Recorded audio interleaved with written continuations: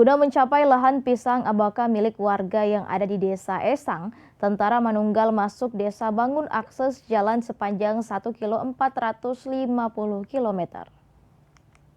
Untuk mencapai akses perkebunan pisang abaka milik warga yang ada di Desa Esang diketahui. Program tersebut merupakan rangkaian program TNI Manunggal masuk desa yang ke-119 tahun anggaran 2024. Membuka pelaksanaan TMMD tersebut, Bupati Talaut Eli Engelbert Lasut mengapresiasi peran TNI.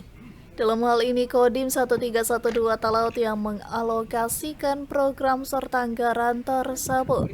Sehingga dengan program tersebut dapat berdampak baik bagi warga masyarakat, secara khusus para petani pisang abaka yang ada di Desa Esang. Dan TNI yang tentunya membangun program-program yang sangat dibutuhkan oleh masyarakat. Dalam hal ini, potensi pisang abaka ini sebenarnya menjadi perhatian nasional yang kemudian diharapkan bisa berkembang di Kabupaten Talaut. Maka akses-akses ke sumber-sumber dari pisang abaka ini akan dibangun bersama TNI.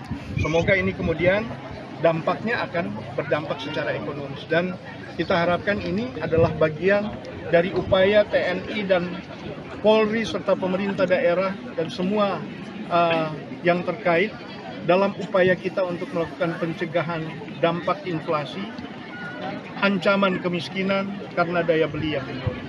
Begitu